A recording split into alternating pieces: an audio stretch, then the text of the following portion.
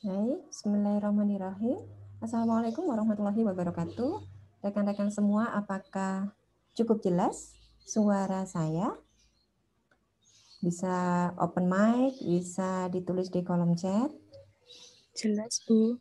Jelas ya? Jelas, Bu. Baik, kalau begitu terima kasih sudah berkenan meluangkan waktu. Bagi yang tidak pas jamnya, terima kasih juga yang berkenan membuka videonya. Tidak dibuka juga tidak apa-apa ya, sambil rebahan, sambil nyemil. Ya, baik teman-teman semuanya, saya di minggu ini sebagai minggu terakhir perkuliahan kita, saya akan selesaikan seluruh materi. Kemarin kita sudah membahas yang terakhir teknik humanistik. Pada dasarnya ini teknik juga sudah sering dipakai bahkan oleh teman-teman sendiri. Pada dasarnya juga teknik ini sudah sering dikenal juga di mata kuliah yang lain, tetapi sebagai tugas saya sebagai dosen pengajar, dosen pengampu harus menyelesaikan, harus menggugurkan kewajiban untuk kembali mereview hal-hal yang nanti tentunya sudah pernah didengar juga. Nah, untuk di hari ini akan saya selesaikan 2 slide dan slide-nya juga sedikit sekali. Harapan saya sih lebih banyak bisa kita berdiskusi lewat lewat pertanyaan-pertanyaan ya. Saya coba share screen dulu, semoga berhasil.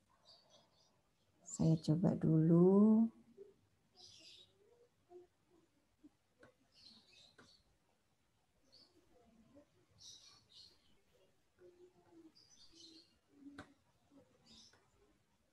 Nah, baik. Apakah sudah nampak atau belum? Mungkin ada yang bisa open mic atau Sudah, Bu. sudah ya. Oke, terima kasih. Baik. Ini saya yakin, kok kebuka ya? Sebentar. Apakah terbuka yang lain, teman-teman? Masih sama ya? Judulnya Teknik Konseling Pendekatan Belajar Sosial. Betul? Sama? Iya. Oke, baik ya. Nah, ini saya yakin teman-teman juga sudah sering mendengar. Bahkan sejak semester 1 kayaknya ini juga sudah pernah didengar atau pernah dibahas. Hanya saja kembali lagi karena setiap mata kuliah itu pasti mazhabnya atau pendekatannya yang dipakai. Kalau memakai pendekatan yang umum ya, kalau enggak psikoanalisis ya, kalau enggak behavior, kalau enggak humanistik, kalau enggak transpersonal. Jadi ya itu aja. Secara otomatis di psikologi konseling juga salah satu pendekatan yang dipakai juga pendekatan yang dipakai di mata kuliah yang lain. Yaitu yang hari ini kita bahas adalah pendekatan belajar sosial. Nah, kalau di psikoterapi, apa sih yang ada di benak teman-teman kalau mendengar belajar sosial ini? Yang terbesit umpamanya kalau misalkan saya bilang psikoanalisa gitu ya, itu biasanya teman-teman langsung inget ke masa lalu, ke pleasure principle atau id, ego, superego. Kalau pendekatan belajar sosial, teman-teman apa yang masih teringat dari mata kuliah sebelumnya? Nah, sampai ini Mbak Fitrinda ya, open kamera, terima kasih. Loh kok ditutup lagi? Gak apa-apa. Ayo siapa yang apa yang diingat dari pendekatan belajar sosial? Coba ditulis di kolom chatnya atau open mic aja deh biar saya bisa cepat mendengar. Kita santai aja ya, hari ini kuliahnya ini juga kuliah terakhir, nanti juga insya Allah di semester depan ada kemungkinan juga ketemu saya lagi. Santai aja. Apa yang teringat teman-teman? Pendekatan belajar sosial, berarti bau-bau sosial. Apa yang bisa diingat? Siapa yang mau buka mic-nya?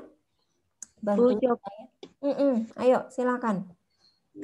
Kalau menurut saya belajar itu kan proses memahami, proses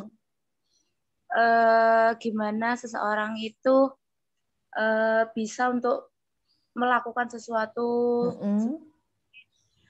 berperilaku gitu loh Bu. Kalau sosial kan lebih ke interaksi antar bisa saja manusia dengan manusia lain, interaksi apa saja gitu. Berarti kalau kita mau gabungin gimana? Ini Mbak siapa ya yang menyampaikan? Karena memang di saya nggak nampak. Mbak Dinda, Bu. Dinda. Nah, kira-kira kalau sudah belajar itu prosesnya begitu, sosial itu begitu, berarti bagaimana kalau mau digabungkan? Berarti dalam kehidupan kita sehari-hari, gimana? Proses. Jadi proses memahami gimana Bu interaksi gimana ya Bu? Nah ini salah satunya juga proses berpikir kita ya. Ketika kita ada kata-kata belajar, ada sosial. Ada belajar, tapi juga ada sosialnya. Berarti belajarnya lewat sosial. Berarti belajarnya lewat interaksi sehari-hari. Apa yang pernah kita lihat, ternyata itu kita pelajari loh. Apa yang pernah kita dengar dari orang lain, dari interaksi yang kita lakukan, ternyata disitulah proses belajarnya.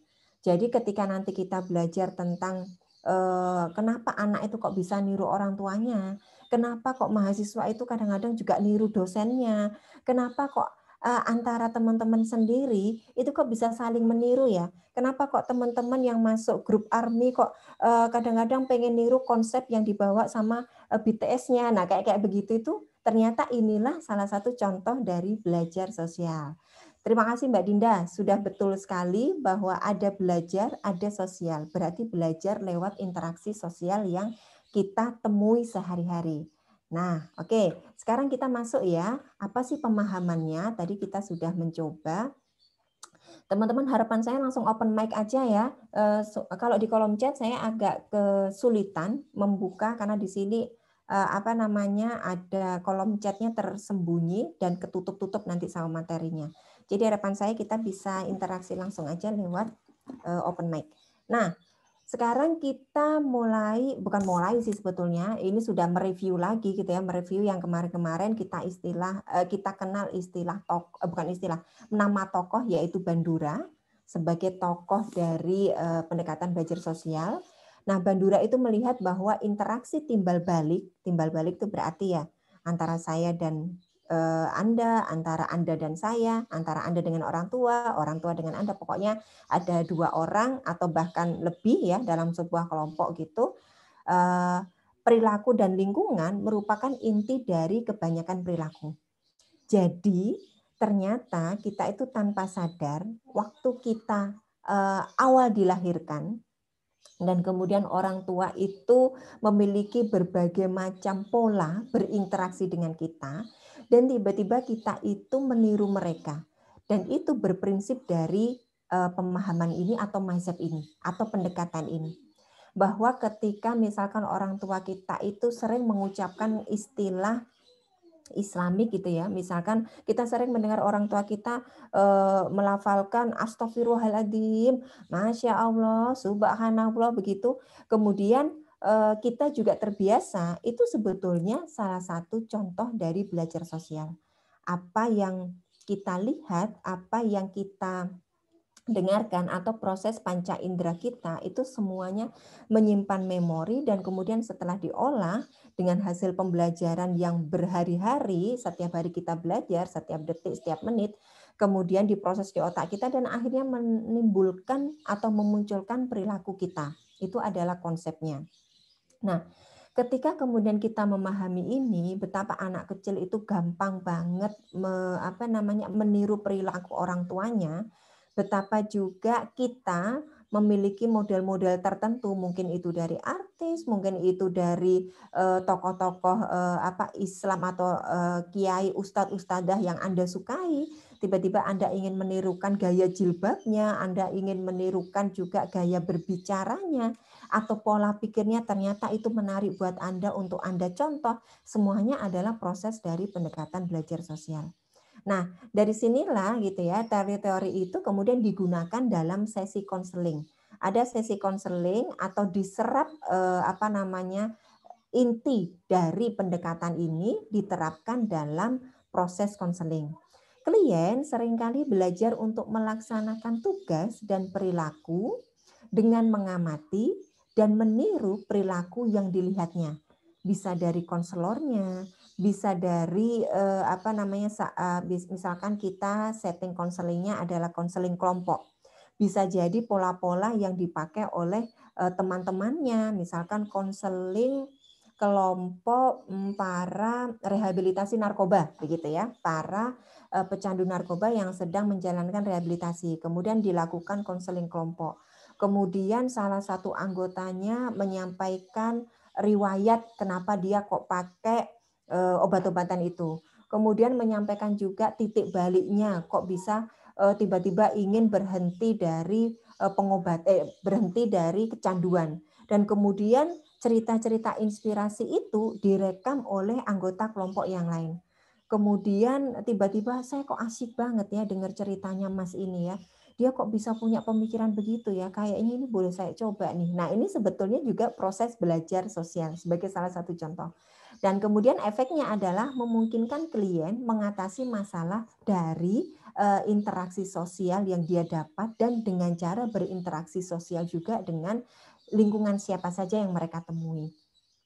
Ini sudah sering dipraktekkan. Ketika teman-teman masuk sebagai mahasiswa, nah ada nggak ya yang bisa bercerita, refleksi dikit, flashback dikit, di awal-awal jadi mahasiswa, ini siapakah yang memberikan inspirasi Anda untuk beradaptasi di kampus yang baru di saat itu? Siapa dong yang mau bercerita? Ini menjadi salah satu refleksi dan contoh dari belajar sosial. Ada yang masih ingat masa mudanya di saat semester 1, kemudian harus berinteraksi dengan kampus baru? Siapa yang mau bercerita? Teman-teman bantuin saya dong. Siapa yang berkenan? Yuk open mic-nya. Saya, Bu. Alhamdulillah. Siapa ini? Mbak siapa? Isma. Mbak Isma, iya oke. Ini saya nggak bisa lihat semua sih. Mbak Isma, iya silahkan. Mbak Isma mau buka kameranya kah? Atau suaranya aja? Suaranya aja, Bu. Oke, suaranya aja. Oke deh. Yuk Mbak Isma, silakan bercerita. Apa nih flashback masa lalu waktu semester 1 dulu. Silakan. Ya, untuk semester 1 dulu pengalamannya saya dari luar Jawa ya, Bu ya. Jadi otomatis tuh harus cari temen. Jadi waktu kejadian saya tinggal di asrama, itu kan ada grup-grup gitu, Bu. Jadi saya nemuin teman-teman yang ada di golongan, saya cari anak-anak psikologi. Siapa ya anak psikologi gitu. Jadi saya berusaha interaksi gitu. Jadi saya yang mencari teman dulu, Bu. Karena saya juga belajar bahasa Jawa di situ. Karena takutnya nanti kalau saya pakai Indonesia, orangnya kurang paham gitu. Takutnya gitu, Bu. Jadi interaksi saya yang pertama saya ingat itu, saya cari teman jadi lewat sosial media gitu, Bu. Jadi saya ingat, oh ini kayaknya wajahnya itu kan ada foto profilnya untuknya Bu ya di WA. Ini ya mbaknya ya gitu, Bu. Jadi kayak alhamdulillah bisa saya kenalin Mbak saya Isma gitu. Sampai psikologi gitu, Bu. Jadi kayak mencari gitu ya. Ya mencari, bersosialisasi, berusaha. Karena kalau nggak kayak gitu saya nggak punya teman, Bu. Karena di luar Jawa kan nggak ada temennya, jadi saya berusaha untuk cari teman begitu, Bu. Oke, bagus banget memulai gitu ya, memulai untuk mencari teman. Mbak Isma dari mana asalnya? Dari luar Palembang, Bu. Dari mana? Palembang, Oh, dari Sumatera. Palembang. Terus Ya. teman pertama. Oh, bukan cinta pertama ya. Teman pertama. Waktu itu siapa namanya? Namanya Rizky, Bu. Rizky. Ada di kelas ini kah? Kurang tahu ya, Bu. Oh, kurang tahu ya. Tapi psikologi juga ya, psikologi juga. Ini si kecil ngintip. Nah, kelihatan ya. Nah, jadi waktu itu dari Palembang, terus kemudian mendapatkan teman namanya Rizky. Kemudian interaksi apa yang dilakukan dengan Rizky di saat itu awal-awal kan belum bisa bahasa Jawa penuh ya, atau udah bisa bahasa Jawa ketika datang itu? Dikit-dikit gitu, Bu. Jadi Dikit. usaha gitu.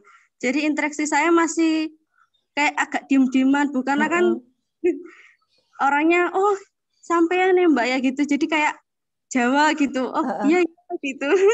Jadi masih agak canggung gitu, Bu. Agak canggung di awal. Rizkinya dari Jawa asli ya, nggak dari nggak dari luar Jawa. Kalau oke. Nah, jadi ini dan sampai sekarang akrab dengan Rizky ini atau sudah berpindah ke hati yang lain, maksudnya ke grup yang lain? Masih berteman Ibu, karena soalnya saya cari yang satu asrama gitu. Jadi baru tahu kalau ternyata orangnya itu juga satu asrama gitu loh, Bu. Jadi ya temennya. Jadi kayak pertemuannya itu lagi di gang gitu, Bu. Di gang perempatan itu loh, Bu. Yang sampingnya kampus itu kita ketemunya di situ. Oh, begitu. Nah, jadi hal-hal semacam itu ya. Terima kasih Mbak Isma ya. Kadang kita itu kemudian kalau secara prinsip kita ada ikhtiar pasti kita akan ada jalannya begitu ya. Tetapi dari interaksi itulah kalau di dalam psikologi berpusat dari interaksi itulah kita mendapatkan coping stres kita atau kita melakukan coping juga dengan cara interaksi. Bagus sekali. Ini awalnya bagaimana cara beradaptasi pada saat awal masuk kuliah. Saya pengen satu lagi dong. Ini kan semuanya pernah beradaptasi. Siapa yang mau bercerita? bagaimana awal beradaptasi masuk kuliah? Siapa nih selain Mbak Isma? Semua pasti punya cerita lah, saya yakin. Siapa yang mau open mic bantuin saya? Ini yang nampak di saya Mbak Dinda, Mbak Fitri, yang ini ya, yang bisa kelihatan di saya. Kemudian Mbak Aulia Nariswari. Siapa nih yang mau bantuin? Satu lagi. Saya tunggu ya sampai 10.20. Biasanya Bu Ima yang ngancam. Mbak Dinda, terima kasih Mbak Dinda. Yuk silakan berbagi yuk. Gimana nih rasanya? Kalau Mbak yang tadi kan dari luar Jawa ya Bu. Ya. Kalau saya kan dari sini aja, tapi ya nggak ada teman Bu dari maksudnya dari lingkungan rumah juga nggak ada.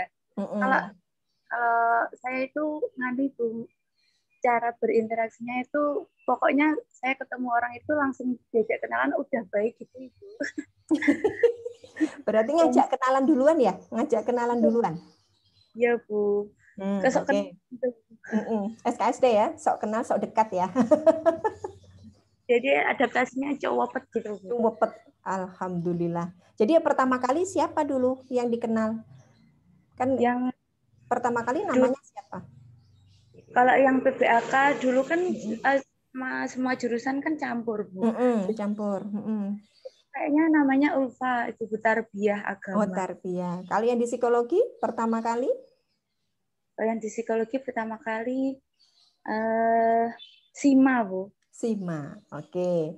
Jadi sebetulnya prosesnya bisa bermacam-macam ya. Kebetulan Mbak Dinda dan Mbak Isma ini salah satu tipikal yang berani untuk mendahului, gitu ya. Jadi berani untuk pokoknya kudu kenalan, pokoknya harus dapat teman biar 1 atau 2 dulu. Dan ini sebetulnya proses yang bagus ya, teman-teman. Nggak apa-apa SKSD itu untuk situasi yang baru karena memang kita harus segera memulai interaksi. Tapi boleh juga ada beberapa tipe pribadi yang menunggu begitu ya. Kira-kira di kelas ini adakah yang lama sekali nggak dapat teman? Ada nggak ya? Ada yang mau berbagi satu lagi? Ini saya mendapatkan Mbak Isma dan Mbak Dinda. Terima kasih ya. Ini tipe-tipe yang cepat kenal. Adakah yang mengalami agak-agak stres begitu ketika masuk di awal dan lama menemukan siapa yang bisa dekat? Berani nggak ya open mic? Adakah? Adakah teman-teman? Kayaknya masih malu-malu kucing ya. Gak apa-apa wes. Oke. Kalau begitu saya lanjutkan ya. Saya yakin pasti ada yang mengalami fase tidak segera mudah beradaptasi. Tetapi refleksi kita hari ini adalah kebetulan kita menemukan teman Mbak Dinda dan Mbak Isma yang mudah sekali. Oke, sekarang kembali lagi dari proses interaksi sosial yang teman-teman lakukan itu.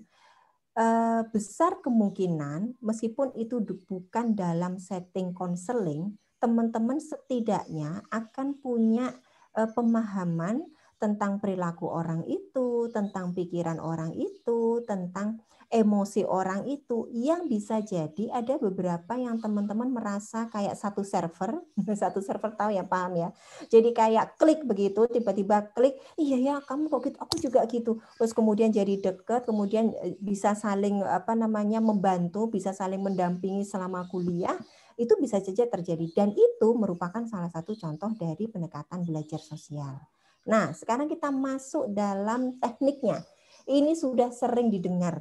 Menurut saya sih, kata-kata modeling ini kayaknya teman-teman bisa temukan di banyak media gitu ya.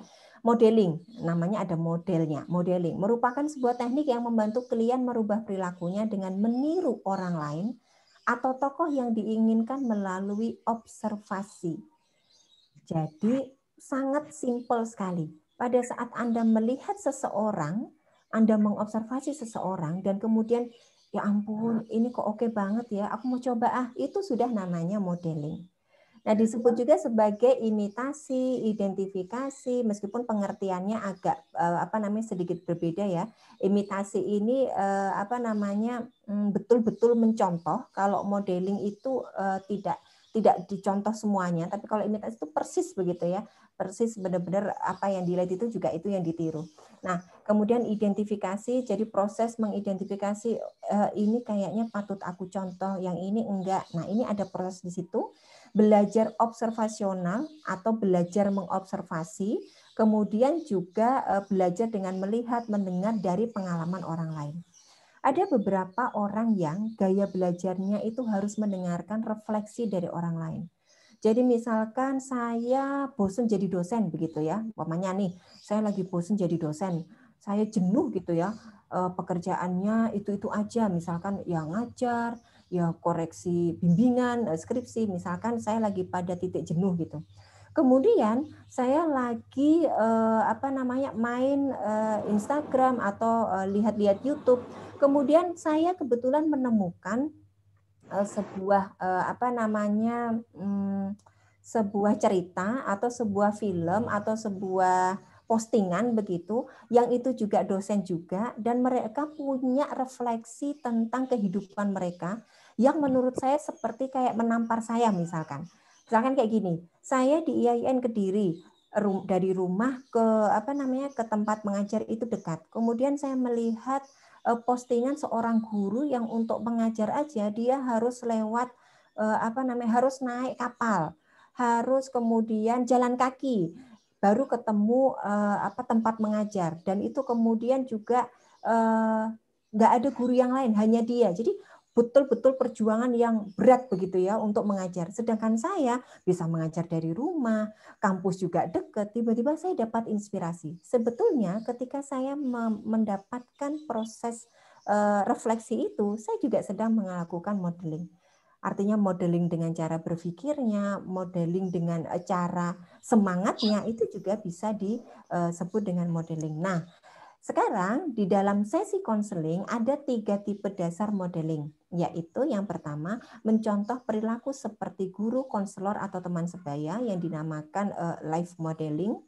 Kemudian simbolik modeling, mengilustrasikan perilaku melalui video atau audio. Kemudian covert modeling, membayangkan perilaku target yang sukses baik untuk dirinya atau orang lain. Ketiga-tiganya ini, kalau yang pertama adalah langsung, misalkan guru itu saya ingin niru senyuman dia kepada murid-muridnya pada saat dia habis perjalanan 1 jam menuju tempat mengajar. Kemudian yang dilakukan ternyata mereka karena masih SD ya, bersalaman, kemudian juga dicium keningnya, ya ampun kayaknya kok sweet banget ya kalau masih kecil-kecil, masih TK begitu. Nah, kemudian saya terinspirasi untuk, kalaupun saya sudah tidak bisa melakukan karena sudah pada besar semua, paling nggak saya bisa tersenyum lah dengan mahasiswa begitu. Kemudian itu misalkan overt, atau saya betul-betul meniru apa yang saya lihat. Kemudian simbolik modeling, mengilustrasikan perilaku melalui video atau audio. Jadi saya meniru mereka begitu ya, saya memperagakan, saya kemas dalam bentuk video atau audio. Kemudian juga covert modeling, membayangkan perilaku. Jadi saya membutuhkan membayangkan ketika saya meniru dia, kemudian saya akan mempraktekkan seperti apa, dan saya akan membayangkan keberhasilan saya. Nah, modeling kognitif dapat membantu klien untuk mengganti pikiran atau perilaku negatif menjadi pernyataan yang positif. Juga berguna untuk mengajari anak autistik berbicara, mengajarkan keterampilan coping pada pasien di rumah sakit, mengajarkan keterampilan untuk pecandu narkoba. Jadi poinnya itu kasih contoh begitu aja. Si konselor itu bisa memberikan contoh apa saja yang dia pernah lakukan, kemudian atau secara teoritis diberikan pada si klien. Misalkan klien tidak bisa presentasi, ya sudah, kita bisa memberikan contoh presentasi yang baik, misalkan kalau kita misalkan mampu begitu. Kemudian misalkan termasuk pada model-model anak berkebutuhan khusus untuk melakukan berbicara, misalkan namanya siapa? Ima, ayo coba katakan Ima. Ima. Nah, jadi itu benar-benar live modeling ya. Konselornya mengatakan Ima, kliennya juga mengatakan Ima. Atau mengatakan sesuai namanya gitu kan. Misalkan diketahui kliennya namanya Budi gitu. Nah, nanti kita bisa melatih namanya siapa? Budi. Budi, ayo coba bilang Budi, Budi. Nah, seperti itu. Itu salah satu jadi live modeling. Kemudian mengajarkan keterampilan coping pada pasien di rumah sakit. Jadi kayak sekarang kita COVID itu betul-betul ya keterampilan untuk cuci tangan, keterampilan untuk pakai masker, keterampilan untuk hal-hal simpel itu ternyata harus dimodelkan, harus dikasihkan contoh. Dan itu juga bisa diajarkan ke anak-anak yang sejak kecil. Sekarang kita sudah sangat terbiasa melihat teman-teman kita atau siapapun yang berada di luar rumah untuk memakai masker. Itu didahului dengan modeling juga. Bagaimana memakai masker, jangan sampai posisinya terbalik. Posisinya terbalik atas bawah atau depan belakang, itu juga modeling yang sangat simpel. Kemudian juga mengajarkan keterampilan untuk pecandu narkoba, ya. Retardasi mental, bagaimana kita mengajarkan daily activity ya, memakai baju, mengkancingkan baju, membersihkan diri atau bersuci dari buang air kecil dan buang air besar. Kalau itu pada anak retardasi mental, modeling ini betul-betul perlu diberikan pada si anak-anak ini. Kemudian juga menangani fobia ketinggian kayak yang atau fobia-fobia yang lain juga bisa diberikan contoh. Bagaimana tata cara ketika serangan panik itu datang. Diberikan contoh, nanti kalau serangan panik itu datang, segera cari tempat yang menenangkan atau tempat yang aman. Kemudian juga bila memungkinkan segera telepon teman terdekat Anda, atau kalau sangat mendesak bisa menghubungi. Nah, itu semuanya dicontohkan. Itulah namanya modeling, ya. Jadi ini merupakan salah satu contoh dari belajar sosial. Nah, selanjutnya ada teknik yang kedua namanya behavioral rehearsal. Jadi merupakan teknik yang membantu klien bermain peran untuk mempelajari tipe perilaku baru. Jadi tipe perilaku baru di luar situasi konseling. Jadi bukan membayangkan, dia akan bersiap-siap untuk berperilaku apa setelah dipelajari dalam sesi konseling untuk dipraktekkan di luar konseling. Jadi konselor dan klien dapat memerankan peristiwa dalam kehidupan sehari-hari dalam mengekspresikannya. Jadi bisa dipraktekkan. Sebagai contoh, klien berperan sebagai dirinya, ya sebagai memang dia yang sedang ada masalah gitu atau ada problem, dan konselor berperan dengan siapa klien memiliki kecemasan untuk mengkomunikasikan perasaannya tentang orang atau keadaan yang melibatkan kecemasan. Jadi Anda misalkan jadi klien saya, Anda lagi bermasalah dengan lagi nggak nyaman hati sama ibu misalkan, maka saya sebagai konselor akan berperan sebagai ibu. Nah, ini namanya behavioral rehearsal. Jadi nanti ketika sudah belajar di dalam konseling bagaimana caranya bercakap-cakap dengan ibu sekaligus sudah melepaskan emosinya, nanti ketika betul-betul bertemu dengan ibu di rumah, itu situasinya akan berbeda. Nah, klien dapat memainkan peran tentang apa atau siapa dia mengalami kesulitan merespon. Jadi dengan siapa sih dia itu mengalami masalah. Atau berperan antagonis. Antagonis ini artinya bukan berarti brutal begitu ya, tapi berperan untuk melawan atau berperan sebagai lawan. Misalkan kayak begini. Ada enggak ya teman-teman yang susah banget nolak permintaan tolong dari teman Anda yang lain? Jadi bawaannya itu nggak bisa nolak gitu. Bawaannya itu sebetulnya aku repot, sebetulnya aku nggak bisa, tapi nggak tahu kenapa ya susah banget untuk nolak. Dan biasanya teman-teman yang seperti ini capek juga gitu ya, capek untuk bagaimana sih caranya menolak. Nah, yang dimaksud di sini adalah pada hal-hal yang bersifat seperti itu, jadi membangun asertivitas atau membangun ketegasan. Jadi bagaimana caranya menolak dengan tegas, itu menolak itu dianggap sebagai berperan antagonis. Jadi nggak selalu yang iya saya bisa, saya mau, tidak selalu. Kadang-kadang kita perlu menolak. Kadang-kadang kita juga perlu membantah secara tegas, tetapi tetap bijak. Nah, itu dilatih dalam behavioral rehearsal. Kembali lagi ya, konseling ini merupakan salah satu bagian dari psikoterapi. Jadi behavior rehearsal atau yang lain ini juga dipakai sebagai nama-nama psikoterapi. Tapi setiap psikoterapi pasti mengandung konseling di dalamnya. Nah, klien dapat membuat video rekaman dalam memainkan peran, ini mengenai teknis aja, juga berguna untuk klien yang berusaha mengatasi kemarahan, frustasi, kecemasan. Saya melatihkan ini loh dengan anak saya yang kecil. Di saat emosinya masih belum sangat stabil, jadi kalau minta sesuatu teriak-teriak begitu ya, saya melatihkan untuk dia bilang yang baik gitu kan, adik minta tolong apa begitu. Jadi saya berpura-pura gitu ya, misalkan adik jadi adik, bunda jadi bunda, atau bunda jadi yangti, atau bunda jadi kakak gitu ya. Biasanya mereka berinteraksi. Sekarang adik coba dong kalau lagi jengkel sama kakak, biasanya adik bilangnya kayak apa? Nah sekarang saya bantu. Nah sekarang adik bilang, kakak, adik nggak suka kalau kakak begitu. Adik sebel kalau kakak gitu. Adik pengennya disayang sama kakak. Nah kayak begitu itu adalah behavior rehearsal, gitu ya. Jadi itu kan salah satu contoh mengatasi kemarahan di anak usia 5 tahun, begitu kan? Sudah bisa dilatihkan. Berikut juga gangguan-gangguan yang lainnya. Nah, kemudian teknik role play, sebuah teknik yang membantu klien untuk mencoba perilaku baru dalam situasi berpura-pura dan menerima umpan balik dari konselor. Jadi kayak drama, persis kayak drama. Dapat memainkan perannya sendiri. Kalau yang tadi itu kan dalam setting konseling begitu ya. Kalau yang ini settingnya udah kayak drama. Bahkan betul-betul properti itu bisa dibuat kayak drama betul. Misalkan dia sedang bermasalah dengan misalkan dengan sahabatnya begitu. Anda sedang bermasalah dengan sahabat Anda yang sudah dari sejak SMP bersahabat, tapi tiba-tiba ada ketersinggungan yang kemudian membuat tidak nyaman, dan ini ingin dikonsultasikan ke saya, dan kita buat sebuah drama seperti situasi yang pernah tidak nyaman itu terjadi, atau apa yang sekarang paling membuat tidak nyaman itu dipraktekkan.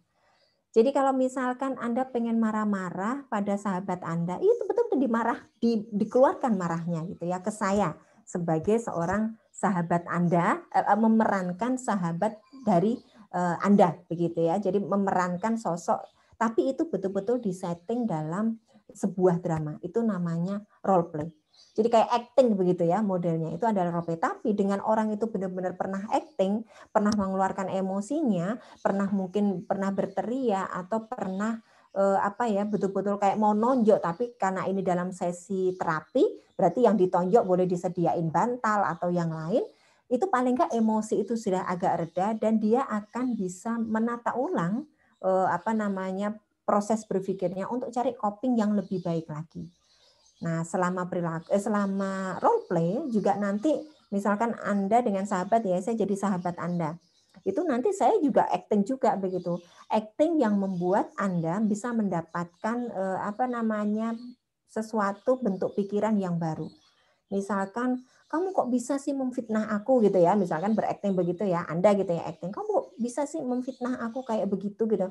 Aku itu salah apa, kurang apa, selama ini kita berteman. Wah, udah keluar ya emosinya bla bla bla bla. Terus kemudian saya sebagai teman Anda, aku punya alasan untuk melakukan itu gitu kan. Kenapa aku melakukan itu? Pertama ini, kedua ini itu. Misalkan saya mengatakan seperti itu. Bisa jadi loh kita itu tidak sadar kalau kita juga punya kesalahan. Misalkan begitu. Ini aja saya misalkan aja. Jadi acting yang dilakukan itu dengan tujuan untuk membuka bentuk kognisi yang baru, bentuk pemikiran yang baru, bukan malah merunyamkan gitu ya. Jadi role play ini karena tujuannya kembali lagi terapi, tetap isi dari role play ini sudah dibahas sebelumnya. Skripnya itu sudah ditentukan di sebelumnya. Tidak tiba-tiba klien datang terus role play yuk, kita role play ya Mbak. Role play Anda jadi ini, saya jadi ini. Terus kemudian nggak dibahas dulu. Semuanya udah dibahas, sampai properti pun juga kalau memang harus dihadirkan, misalkan bertengkar dengan pacar, yang jadi problem adalah dompetnya, maka harus ada properti dompet, itu juga harus ada. Itu di teknik role play. Nah, jadi benar-benar kayak acting begitu ya, sudah disiapkan skripnya, artinya urut-urutannya nanti akan seperti ini, tinggal mengadegankan atau tinggal mengaktingkan atau tinggal berperan. Nah, teknik belajar sosial saya akhiri di situ, cukup simpel ya. Kira-kira adakah yang ditanyakan? Mungkin praktek sehari-hari, karena ini nanti pemahaman tentang berbagai teknik ini akan berkaitan dengan UAS. UASnya take home ya, teman-teman. Teman-teman akan melakukan konseling asli pada klien Anda, terserah klien anak-anak, dewasa, yang ada di rumah juga boleh, di luar rumah juga boleh, tapi betul-betul dilakukan. Nanti konselingnya, dan itu nanti akan memilih ini teknik apa yang dipakai. Ada pertanyaankah? Ada diskusikah tentang modeling, kemudian behavior rehearsal, dan role play? Yuk, siapa yang mau bertanya? Silakan, open mic aja ya, biar cepet. Adakah? Harus benar-benar paham ya, supaya nggak kebingungan pada saat UAS nanti. Yuk, siapa? Apakah dirasa cukup penjelasannya? Teman-teman, masihkah berada di tempat? Saya kan nggak bisa tahu ya. Coba deh kasih Yuk, ada yang bertanya teman-teman? Coba di kolom chat. Ini saya sudah bisa buka kolom chat. Yuk, ada yang mau tanya di kolom chat? Saya ingin ngecek keberadaan Anda, apakah saya sendiri atau saya ditemani? Oh, dari saya sudah cukup jelas. Oke. Yang lain? Apakah kita akan berpindah pada teknik berikutnya atau ada yang ingin bertanya? Kita lanjutin ya di teknik berikutnya ya. Oke, sudah cukup jelas Mbak Aulia. Sudah mewakili. Oke, sudah cukup jelas juga ya. Oke. Banyak yang sudah menuliskan sudah cukup jelas. Nanti sudah kebayang ya, teman-teman bisa praktek ke adik sendiri, bisa praktek juga ke teman sendiri, atau ke bapak ibunya dipakai konseling, boleh-boleh saja ya. Nah, sekarang saya akan berpindah, saya stop share dulu. Saya akan berpindah ke materi yang berikutnya. Sepertinya saya belum... Oh, sebentar. Kayaknya ini ya. Sebentar saya buka dulu.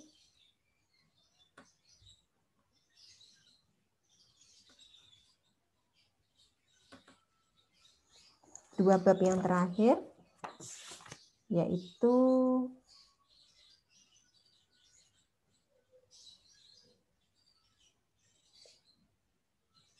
sebentar ya, ditunggu.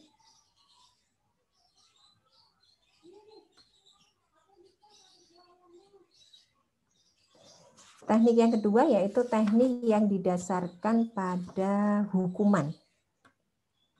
Nah, ini sudah mulai keluar.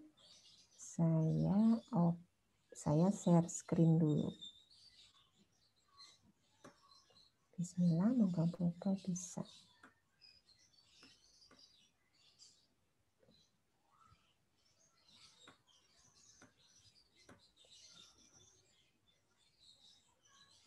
Apakah nampak, teman-teman?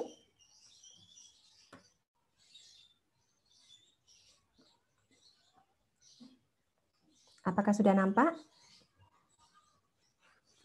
Sudah, Bu. Sudah. Oke, baik. Terima kasih. Nah, sekarang kita lanjutkan teknik konseling yang berbasis pokok hilang. Yang berbasis atau menggunakan hukuman. Sebetulnya di buku itu ada teknik yang menggunakan reinforcement positif, tetapi sepertinya slide-nya belum terkirimkan ya dari ini. Gak apa-apa, kita selesaikan dulu yang ini. Nah, teman-teman masih mengingat di behavior itu ada istilah punishment dan ada istilah reinforcement. Reinforcement positif, reinforcement negatif, dan punishment. Ada tiga hal yang kadang-kadang kita agak bingung membedakan apa bedanya reinforcement negatif atau penguatan negatif dengan hukuman. Itu sama-sama nggak enak begitu ya, sama-sama sebuah perilaku yang diberikan karena ada sebab, kemudian ini sifatnya hampir kayak ke negatif, itu bukan negatif, nggak nyaman. Nah, apa beda yang mendasar? Reinforcement itu artinya penguatan. Penguatan itu ada positif, ada negatif, ada hukuman. Adakah yang bisa memberikan penjelasan atau mungkin masih mengingat kalau reinforcement positif itu artinya apa ya, teman-teman? Ada yang masih ingat nggak? Reinforcement positif dulu. Ada yang masih ingat nggak? Penguatan. Jadi perilaku itu ada prinsip di behavioral ya. Perilaku itu akan diulangi lagi atau dihilangkan. Salah satunya adalah karena reinforcement negatif. Perilaku itu akan ada lagi kalau dia diberikan penguatan yang positif. Itu maksudnya apa ya? Ada yang masih ingat nggak? Kira-kira. Ini kan sering ya, di psikologi umum ada, di psikoterapi ada. Ada yang bisa kasih ini? Bisa berbagi? Masih ingat nggak? Ini nanti masih mau dipakai lagi loh di semester berikutnya. Saya sedikit mau memberi gambaran. Ya. Mbak Elsa Bella ya, betul. Tapi lupa-lupa ingat, Bu. Oh, nggak apa-apa, lupa-lupa ingat. Daripada lupa semua ya, mending masih lupa-lupa ingat. Reinforcement positif itu lebih ke penguatan yang memberi dampak positif kepada individu yang kita berikan dukungan. Bisa juga adanya motivasi maupun dorongan terhadap sebuah perilaku yang akan dilakukan individu tersebut, sehingga individu tersebut memiliki motivasi dan dorongan yang kuat untuk melakukan suatu hal yang positif. Seperti itu, Bu. Oke, contohnya apa Mbak Elsa Bella? Itu betul sekali pengertian. Contohnya realnya kayak apa ya? Praktisnya.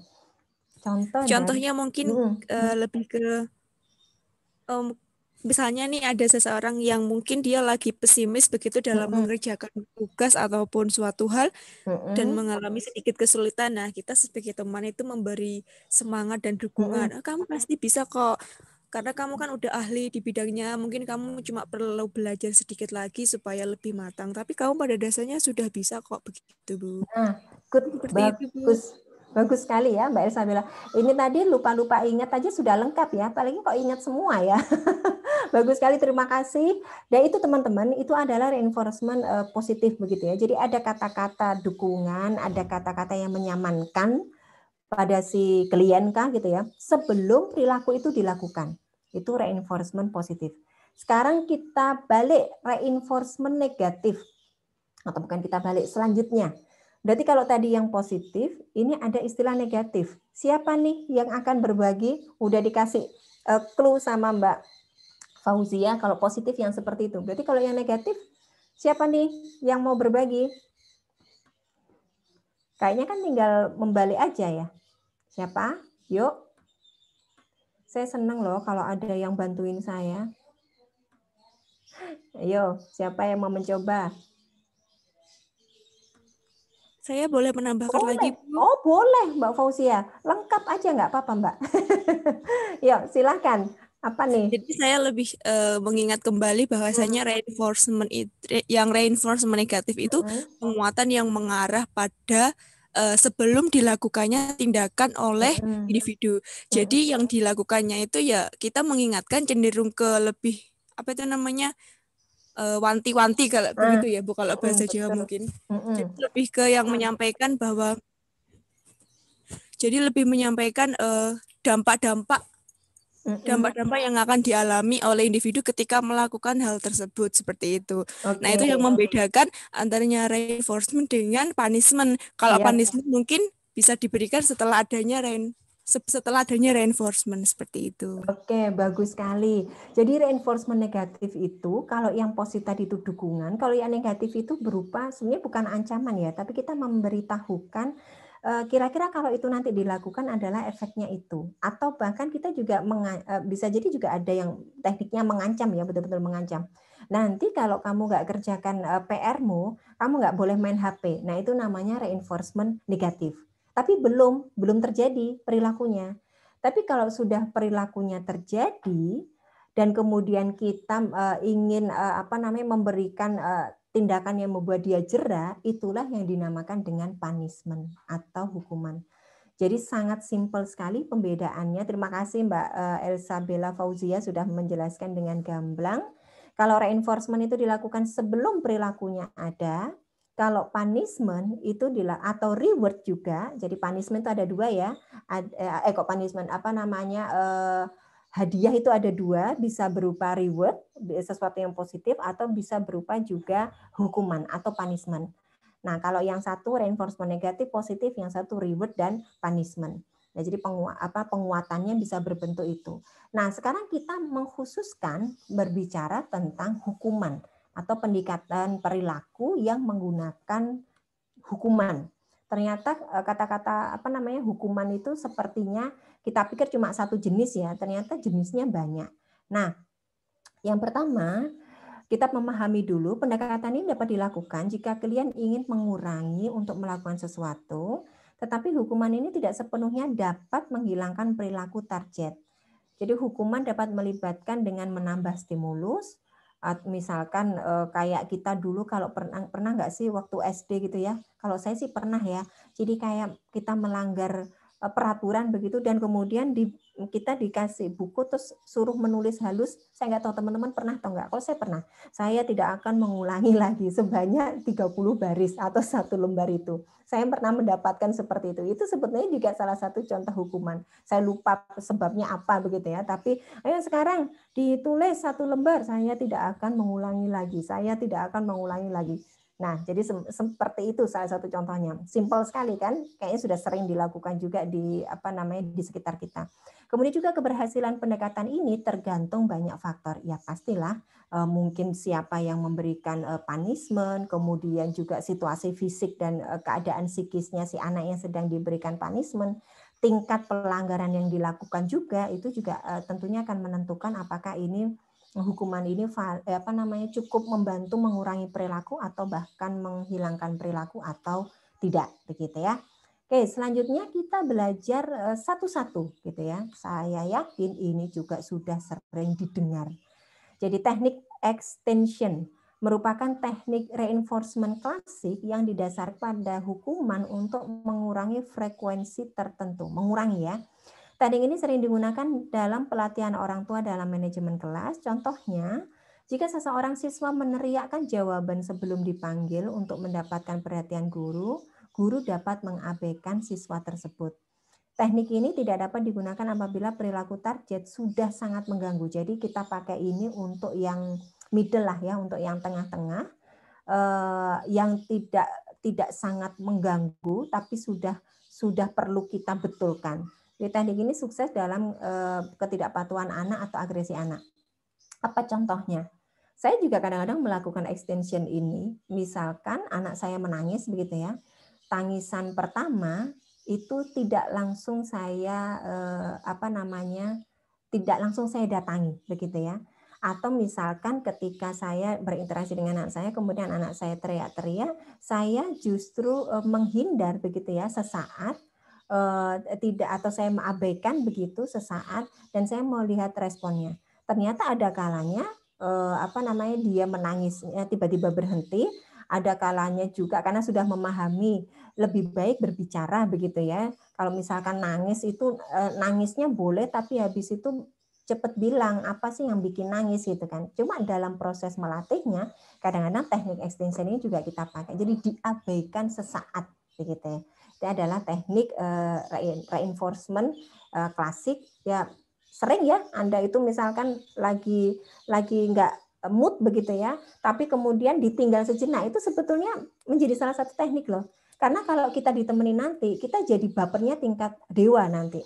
Jadi ada kalanya kita itu membutuh ditinggal dulu untuk supaya kita itu bisa kayak menyelami begitu ya. Saya perlu nangisnya seberapa ya ini? Saya nangis tapi kok nggak diperhatiin ya. Akhirnya kita diam-diam sendiri begitu kan. Nah, ini juga merupakan salah satu teknik yang dipakai juga. Selanjutnya ada teknik time out. Ini juga sudah sering ya. Merupakan teknik hukuman yang dirancang untuk mendidik anak tentang apa yang harus dilakukan dan apa yang tidak boleh dilakukan. Jadi memisahkan ini yang boleh, ini yang tidak boleh. Nah, teknik ini dapat dilakukan dengan membawa anak ke tempat yang berbeda, misalkan dihukum di sebuah tempat, menghindarkan anak di lingkungan dari kegiatan itu. Contohnya, masih ingatkah kita di kelas, kemudian misalkan teman kita nggak memperhatikan begitu, dan kemudian diusir sama gurunya, disuruh keluar begitu. Sebenarnya itu juga salah satu teknik time out. Jadi orang tua dapat memberitahu apa yang boleh, apa yang tidak boleh dilakukan ke anak. Misalkan memberitahu untuk meminta maaf setelah melakukan kesalahan, itu juga menjadi salah satu rangkaian. Jadi tidak tiba-tiba kemudian nggak diapa-apain ya, setelah dia dikeluarkan, dia tetap nanti juga akan diajak ngobrol. Kenapa kok harus ibu keluarkan? Kenapa kok nggak boleh mengikuti kegiatan ini dan sebagainya. Dapat digunakan untuk mengatasi anak tantrum, mengisap jempol, dan agresi. Ini bisa kita lakukan.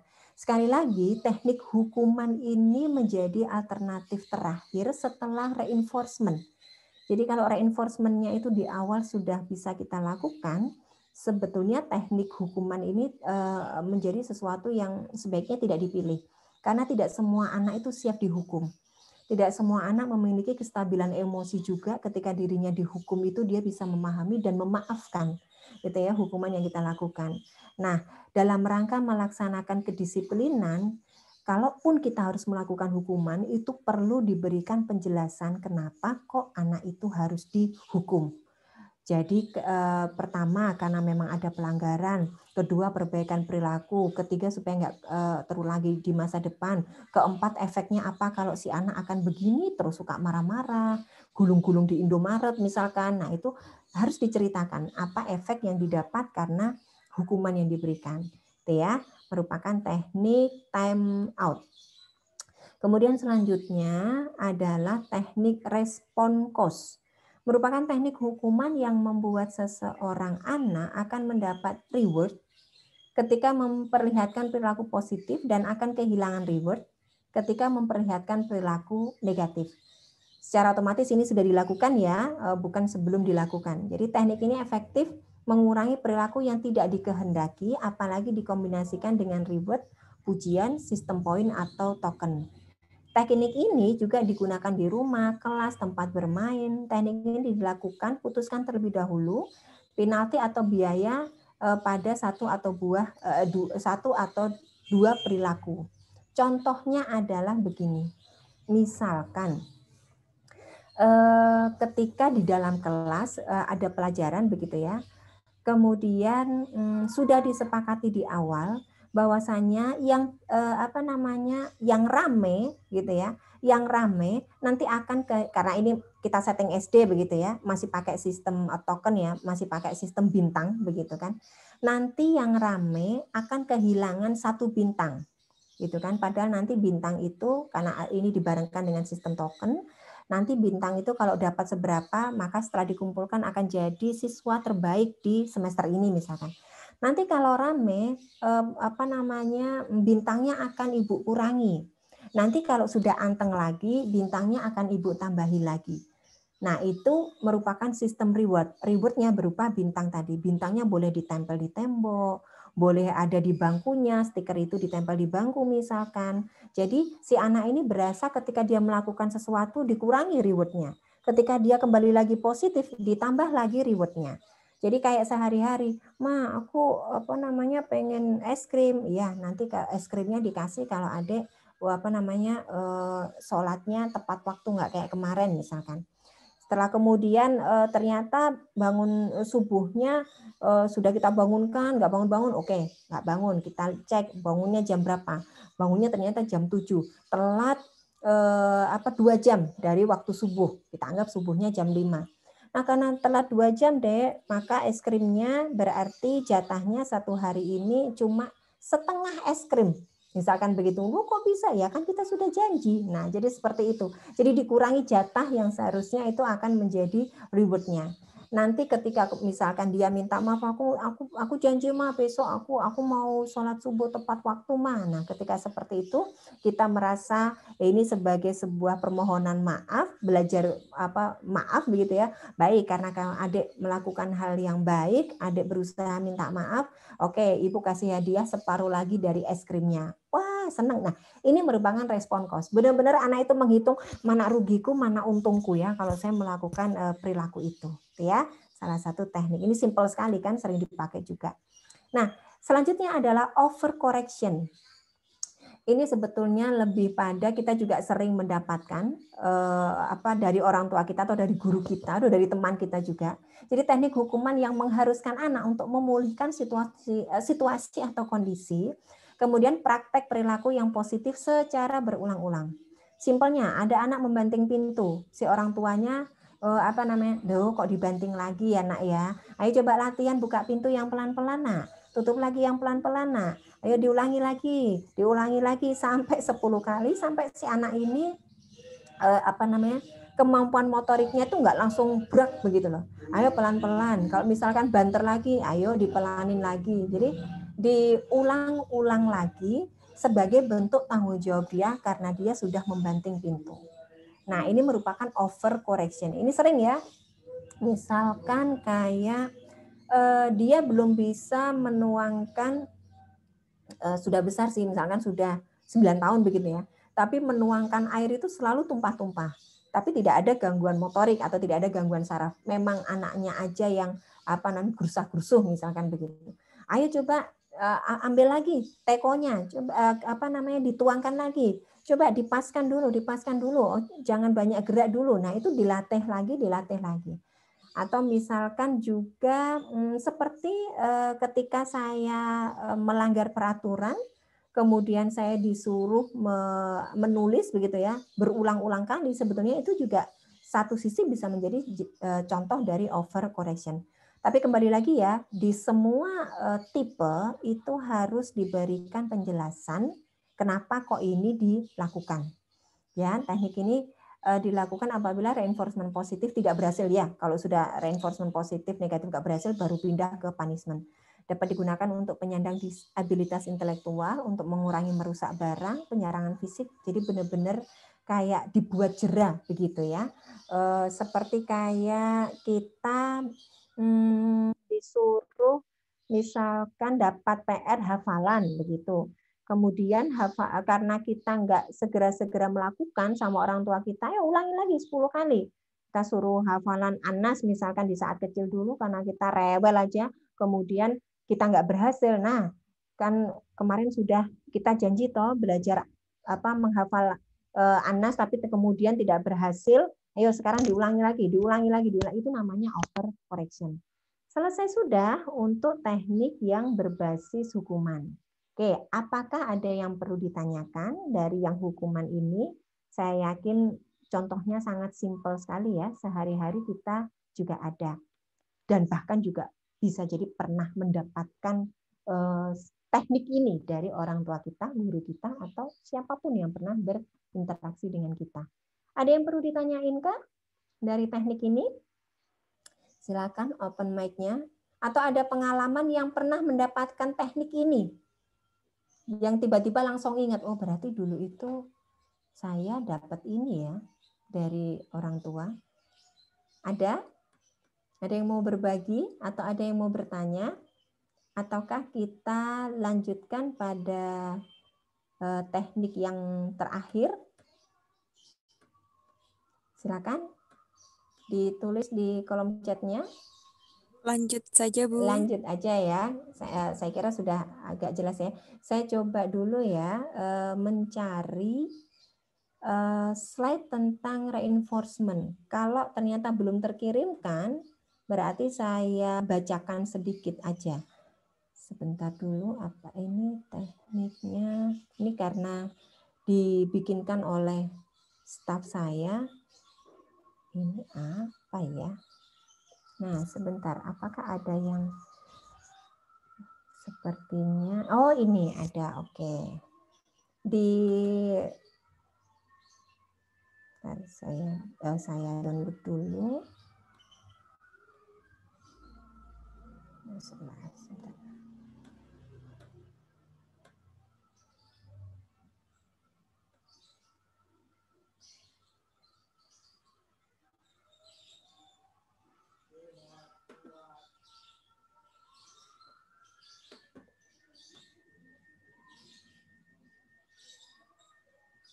Saya stop share dulu ya.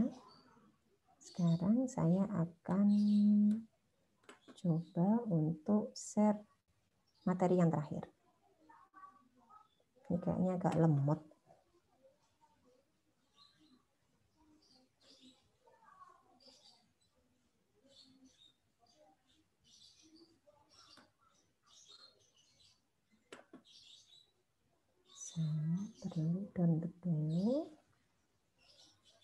Teman-teman sudah bisa membayangkan ya, UASnya nanti adalah melakukan konseling, kemudian nanti melakukan teknik tertentu, artinya dari 40 teknik konselor ini nanti teman-teman ada arah kemana, misalkan mau humanistik, atau mau belajar sosial, atau perilaku kognitif, atau pakai hukuman.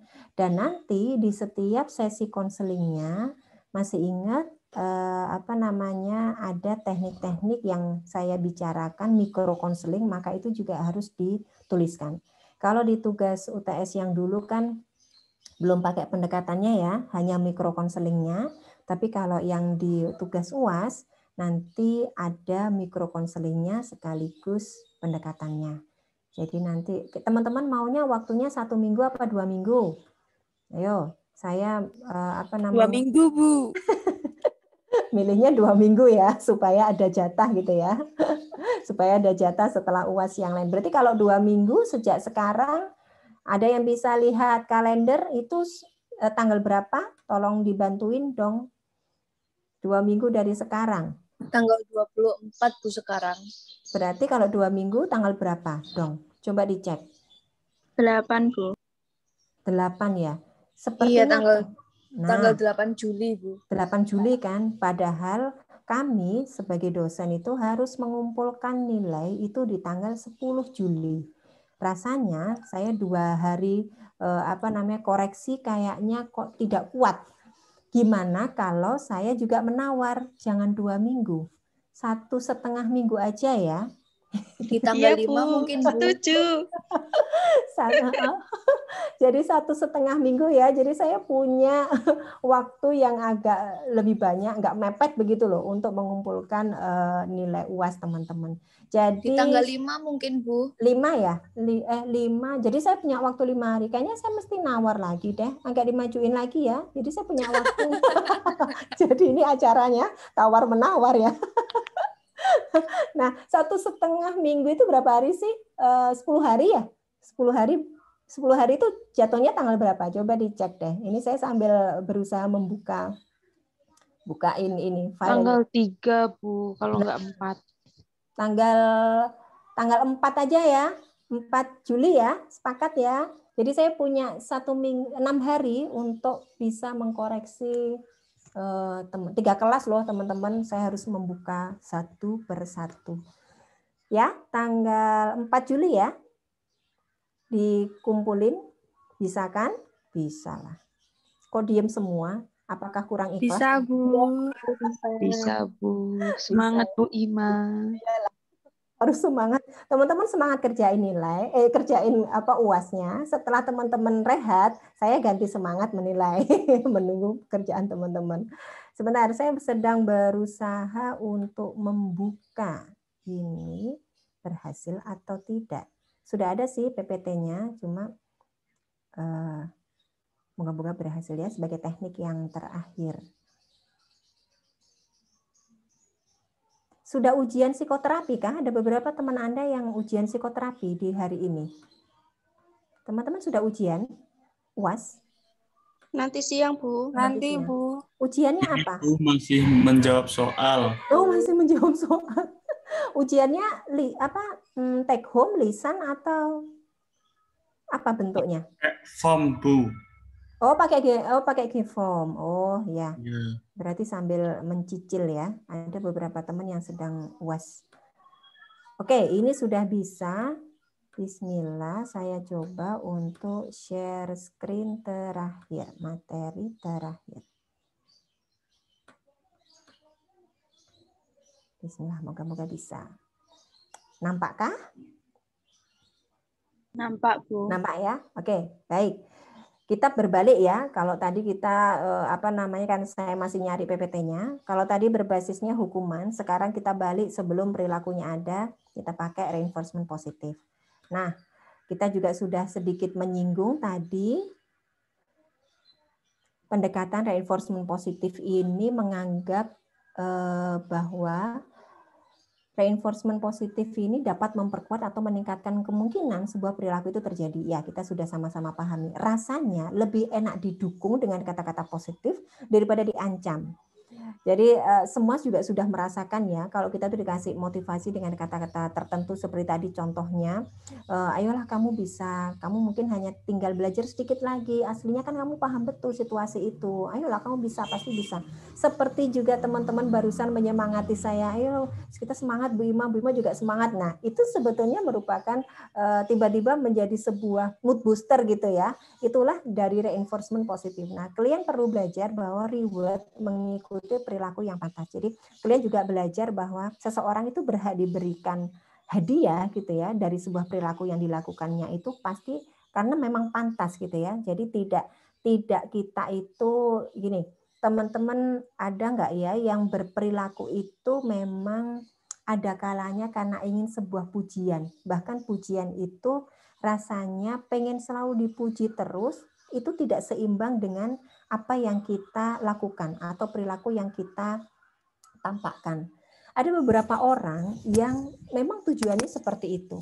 Pokoknya senang dipuji aja, sehingga dia melakukan hal-hal yang pokoknya saya dapat pujian begitu, dan itu sebetulnya pujian itu tidak pantas, tidak setara dengan apa yang dilakukannya. Ada beberapa orang yang pokoknya aku ingin dapat pujian aja. Nah, pada pemahaman konseling mereka itu harus memahami bahwa kamu pantas loh dipuji dan boleh menerima pujian itu dan berhak menerima pujian itu karena memang bisa melakukan apa begitu ya, atau cukup tepat pujian yang bisa diberikan pada si orang tersebut.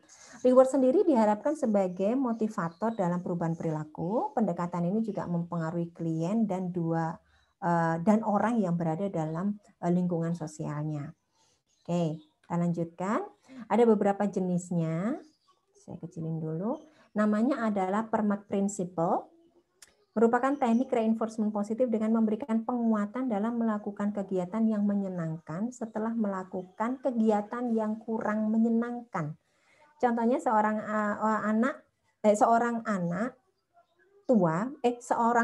orang tua ini ya melarang anak menonton TV. Jadi seorang orang tua melarang anak menonton TV sampai menyelesaikan PR-nya, menghabiskan sayur sebelum mendapatkan kuenya. Jadi kayak dia akan mendapatkan hadiah tertentu setelah dia menyelesaikan apa yang harus dilakukannya.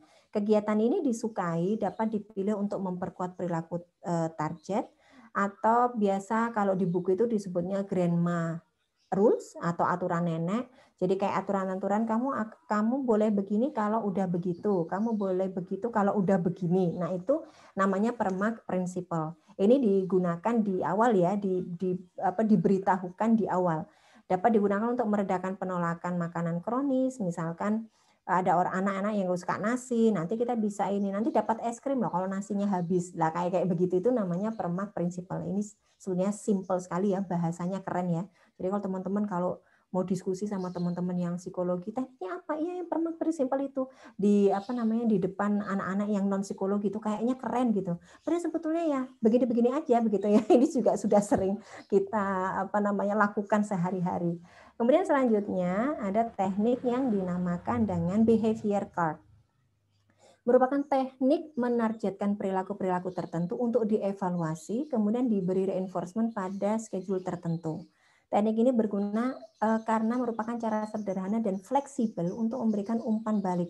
Simpel sekali, kita melakukan target-target itu ditulis apa saja, kemudian dievaluasi kita kira-kira nanti ketika itu akan dilakukan akan mendapatkan apa. Kemudian juga kalau kita memang mau bikin rating juga bisa ditulis. Nah, akan saya besarkan ya, semoga nampak. Nampak nggak teman-teman? Ini sudah saya berusaha besarkan. Nampak nggak? Nah, Fedi akan duduk tenang selama jam pelajaran. Ini contohnya ya, mengikuti kegiatan-kegiatan. Lembar pengecekan akan dipantau setiap hari, ditandai oleh guru kelas. Jadi dibikin checklist begitu. Kemudian ini akan ditabulasi pada saat makan siang. Nah, ada iklan. Sebentar ya, biar iklannya lewat dulu ya. Teman-teman mendengarkah? Ada penjual tahu bulat lewat. Ini juga bisa jadi reinforcement ya. Kayak nanti kalau aku udah selesai kuliah, aku mau beli tahu bulat. Misalkan seperti itu juga bisa. Nah, jadi ini akan ditabulasi pada saat makan siang. Pada saat pukul 15, Gredi akan membawa lembar pemeriksaan itu ke setiap kelas dengan menjepitkannya pada clipboard. Ia akan bertanggung jawab untuk menyerahkan pada guru yang bertugas. Jadi nanti dia itu melakukan apa, gitu ya. Kemudian akan dihitung juga dan kemudian akan ada skornya. 54 sampai 60 rewardnya berupa kupon. Kemudian nanti kalau dia melakukan itu berupa kotak hadiah. Jadi skor itu merefleksikan sebagai 90% itu patuh, itu nanti bisa dapat kupon, nanti bisa kalau 70% patuh bisa dapat kotak hadiah. Jadi ini disepakati di awal sehingga ini kemudian dinamakan reinforcement ya, karena di awal sebelum perilakunya itu terjadi. Nah, sudah disepakati di awal bahwa nanti kalau terjadi seperti ini akan dapat kupon dan sebagainya. Ini yang dimaksud. Cuma perilakunya itu bisa diidentifikasi dengan behavior card tadi. Jadi intinya itu pada perilakunya. Perilaku apa saja yang akan dilakukan atau direncanakan dilakukan dan akan dihitung konsekuensinya seperti apa. Nah, ya itu namanya behavioral card. Ini saya yakin Anda juga pernah melakukan ini. Misalkan satu semester ini udah UAS begitu ya. Semua dosen melakukan UAS, teman-teman UASnya bermacam-macam, ada yang take home, ada yang lisan, ada yang macam-macam. Kemudian teman-teman membuat list UAS teman-teman sendiri. Setelah UAS itu teman-teman lakukan list, kemudian teman-teman memiliki ukuran sendiri. Selesai UAS Bu Ima, misalkan selesai UAS, nanti jalan-jalan ke misalkan ke mana ya, ke Kediri Mall misalkan gitu. Nanti selesai UASnya Pak Imron, nanti telepon sama teman lama atau siapa gitu. Jadi kayak dibuat sebuah ini ya, sebuah reward sendiri dari perilaku-perilaku yang ditetapkan. Itu juga namanya behavior card juga. Nah, selanjutnya di slide berikutnya, istilah token ekonomi ini juga malah sering banget didengar, saya yakin. Merupakan teknik reinforcement positif ketika kalian mendapatkan sebuah token, simbol kayak apapun bentuknya, gambar atau apapun, gambar kayak stiker kayak atau checklist kayak atau apapun itu, yang itu bisa menghitung perilaku yang nanti berhasil dilakukan dan kemudian nanti akan ditukar dengan reward yang dipilih. Ini simple sekali. Misalkan nih perkuliahan saya menggunakan teknik token gitu ya. Bagi yang bertanya dalam perkuliahan saya dalam satu semester, ketika yang bertanya mencapai satu semester ini mencapai 20 kali bertanya, nanti akan mendapatkan apa begitu ya. Nanti yang di bawah 20 yang 10 kali bertanya, yang tidak pernah nanya sama sekali berarti nanti tidak mendapatkan reward. Nah, jadi yang 20 kali bertanya, saya akan naikkan grade nilainya. Kalau terakhir dapat B, saya akan naikkan B+. Itu namanya token ekonomi. Jadi benar-benar sudah dihitung, oh saya nanya berapa kali ya, oh kata Bu Ima kalau nanyanya 20 kali, berarti nanti saya mau dinaikkan. Itu namanya token ekonomi. Jadi ada sebuah penilaian. Berikut pula contoh-contohnya di Alfamaret, Indomaret, itu juga pakai token ekonomi. Belanja sekian mendapatkan poin sekian, nanti poin bisa ditukar dengan hadiah apa, itu juga token ekonomi ya, cuma bidangnya di bidang industri. Jadi simple sekali. Nah, ini teknik selanjutnya adalah teknik behavioral kontrak. Jadi kontrak yang dilakukan antara klien dan konselor membuat kesepakatan apa-apa saja yang akan dilakukan dan kemudian konsekuensi apa yang akan dilakukan. Kontrak ini bedanya dengan yang di atas adalah ini yang bikin kontrak adalah klien. Jadi klien yang akan menentukan apa hukumannya, apa hadiahnya, dan ini disepakati. Jadi kalau yang behavior card tadi, itu bisa jadi konsekuensi yang bikin adalah si konselornya. Atau misalkan antara orang tua dan anak berarti orang tuanya. Kalau yang ini kita yang nawarin ke anak. Kira-kira nanti kalau bangunnya siang, adik berarti hukumannya apa kalau bangunnya siang? Oh, berarti adik. Nah, itu namanya behavioral kontrak, gitu ya. Jadi istilahnya kontrak dibuat bersama, tetapi yang membuat atau membayangkan hukuman dan rewardnya itu adalah berbasis ke kliennya. Jadi simpelnya begitu. Selesai sudah, teman-teman. 3 pendekatan. Saya memang mengejar 3 pendekatan karena memang kita belum selesai. Dan cukup simpel sekali kan penjelasannya. Saya yakin juga semoga mudah dipahami. Dan tinggal nanti tugas UASnya seperti yang sudah saya sampaikan. Teman-teman mencari 1 klien, melakukan melakukan konseling sesuai dengan masalahnya, mau pakai pendekatan apa, dan di dalamnya nanti percakapan-percakapan itu semacam verbatimnya itu harus disertai dengan Anda menggunakan teknik mikro konseling apa. Nah, baik, materinya sudah selesai. Apakah ada yang perlu ditanyakan? Boleh materi-materi sebelumnya, boleh tentang persiapan UAS atau materi hari ini. Yuk, silakan. Ada yang mau ditanyakan? Nanti akan saya buka Google Classroom-nya untuk pengumpulannya. Ada yang mau ditanyakan? Apakah sudah cukup jelas? Siapa yang mau bertanya? Ataukah cukup? Bisa diwakili di kolom chat atau open mic-nya.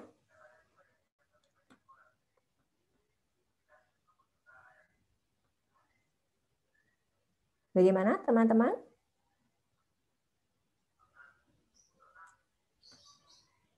Ada yang mewakili di kolom chatnya mungkin? Apakah dirasa cukup penjelasannya? Insya Allah sudah cukup, Bu. Insya Allah sudah cukup. Baik, alhamdulillah. Sudah kebayang UASnya? Teman-teman? Bu, Yuk, silakan ditanyain. saya mau tanya, ini kan kalau semuanya kan tentang UASnya itu kan, Bu. Kan kalau semuanya kita buat kliennya kan nggak sama kita terus kan? Iya, betul. Nah, itu supaya kan semuanya dia nggak boleh ngelakuin ini, harus semuanya kayak bangun jam 7 pagi gitu kan, Bu. Kita buat daftar gitu. Nah, itu supaya kan kita nggak tahu sama sekali tuh, Bu, bangunnya kapan atau nggak apanya gitu. Buat kejujurannya, buat tesnya itu loh, Bu.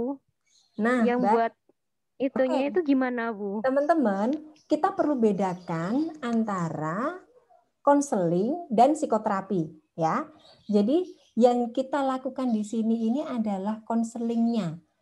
Konseling itu memang ada di psikoterapi. Tapi kalau teman-teman sampai praktek, sampai kemudian mau ngecek bangunnya seberapa, itu sudah berpindah ke psikoterapi.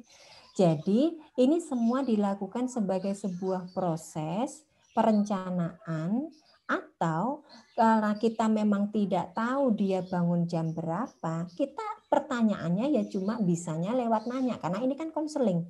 Teman-teman nggak betul-betul menerapi. Bisa bedain ya, kalau menerapi itu teman-teman benar-benar datang, mendampingi di sebelahnya, kemudian juga kalaupun ini menjadi sebuah PR, anak di psikoterapi, dia harus melaporkan. Nah, kalau di dalam sesi konseling, berarti kan proses ketika kita berbicara tentang problem ini di saat itu, entah itu 1 atau 2 kali konseling, berarti ya kita berpusat, kita percaya aja apa yang dikatakan si klien.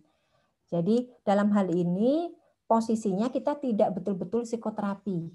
Sehingga berbeda, kalau nanti betul-betul psikoterapi kan harus betul-betul evaluasinya harus didampingi betul nih, karena ini konseling, kita berbasis percakapan aja. Misalkan Anda kasih PR ya, mau pilih apa Mbak Winda? Misalkan yang mana nih tekniknya? Saya berikan contoh secara praktis aja. Mau pilih yang mana? Misalkan Mbak Winda mau pilih yang mana dulu? Mau pakai apa tekniknya? Coba dipilih dulu. Kira-kira yang mana? Kalau yang pakai token ekonomi itu, Bu. Token ya. Oke, token. Berarti proses konseling token itu kan berarti Mbak Winda nanti mau sama siapa? Adik, ponaan, atau kasusnya apa yang mau ditoken? Misalkan kan punya bayangan tuh ke mana? Misalkan ada rencana kemana tentang token ini mau dikasih kemana? Ini supaya praktis ya. Semuanya ke teman saya gitu, Bu. Oh, ke teman. Oke. Kalau ke teman itu problemnya apa? Nah, ini kan udah kebayang nih. Problemnya apa kok mau di token? Apa misalnya, Mbak Winda? Bangun pagi aja coba, Bu. Bangun pagi aja gitu ya.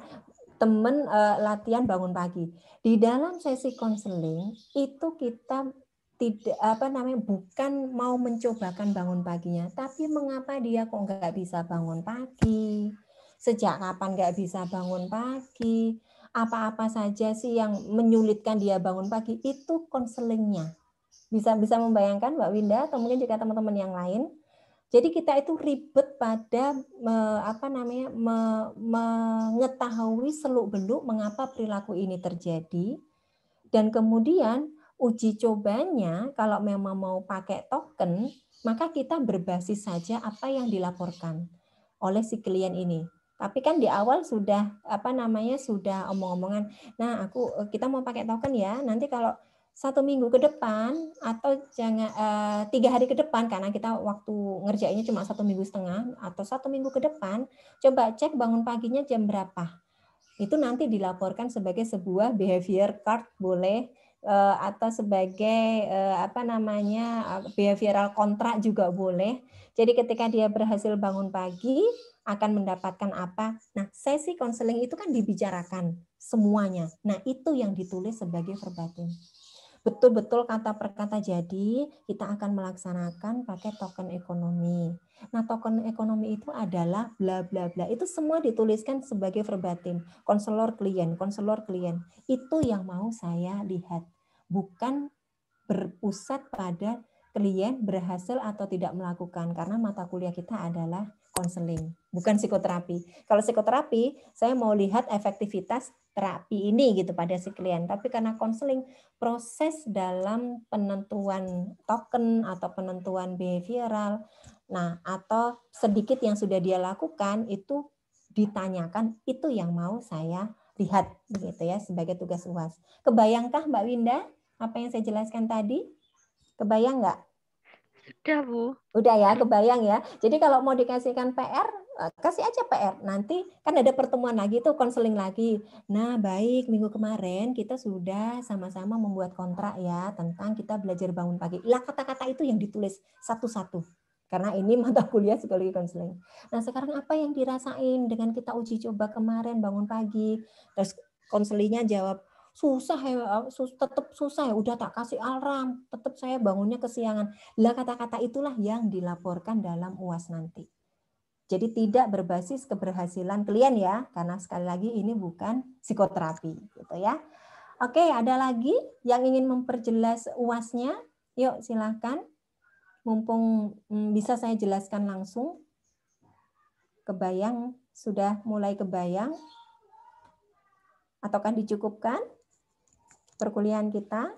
Nanti bisa disambung di WA juga. Setelah setelah tugasnya saya upload di Google Classroom ya. Udah hari ini akan saya upload, akan saya berikan ruang, tapi kan teman-teman sudah mulai kebayang tuh mau wawancara sama siapa aja. Ada lagi pertanyaan ataukah sudah kita cukupkan, teman-teman? Siapa yang mau mewakili? Sudah cukup ya? Oke.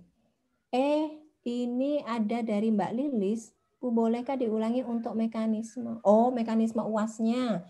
Ya, pada prinsipnya mencari klien, satu klien aja, untuk diajak konseling. Otomatis kalau diajak konseling itu sepertinya biasanya itu ya enaknya kalau dia memang agak-agak ada masalah begitu loh.